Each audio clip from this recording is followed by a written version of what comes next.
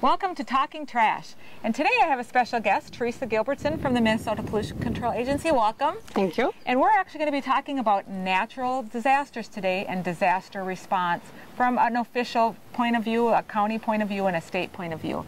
So share some wisdom with us, Teresa, on disaster response. Well, I deal specifically with the Household Hazardous Waste Program, and generally people don't think of chemicals when it comes to tornadoes and floods, but the MPCA actually has emergency response staff in the regions and outstate that are there to be immediately available when an emergency happens, to provide guidance on proper containment of any kind of spills.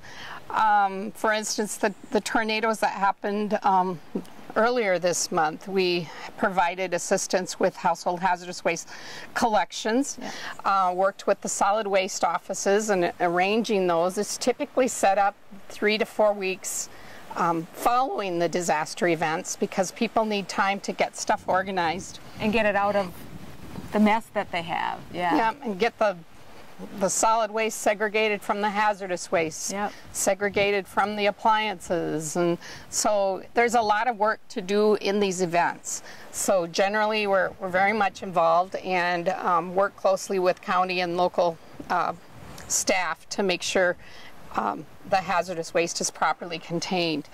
I helped out in southeast Minnesota with the floods a few years ago, and again, you just don't realize the quantity an average household has in it until an entire town is coming at you with all their hazardous waste. So the quantities were just astounding that came out of the Rushford, southeast Minnesota area during those mobile collection events that were set up following that disaster. I know Wadena had set up a collection event, a mobile collection event, and I helped out last week down in Albert Lea with following those tornado recovery and just helping out with the local county staff there. Although the tornadoes missed, major cities or towns, the agriculture community was hard hit. The farms and the ag chemicals and the herbicides and that kind of stuff was the focus of that collection. So it varies depending on the disaster. It varies upon the available help. And the region. And the region itself. And where you live, yeah. So just know we're here to help. And the same with the county, that we're here to help. We actually went over to Wadena and helped with the hazardous waste collection and ongoingly available to them also. Really with the solid waste field, everybody kind of gets together and helps each other when we need it. And Winona to me was an interesting, when they had the flood, because with the flood you also have the introduction of all the water. Yes. And how, paint kind of floats to the top when, depending on how heavy it is. Yeah, but